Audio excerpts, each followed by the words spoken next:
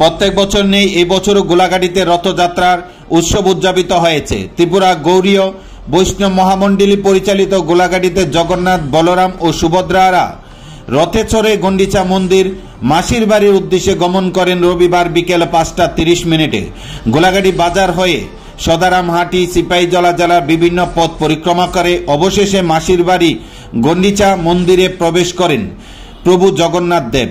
এই রথযাত্রা উৎসবকে কেন্দ্র করে অগণিত ভক্তদের সমাগম ছিল চোখে পড়ার মতন।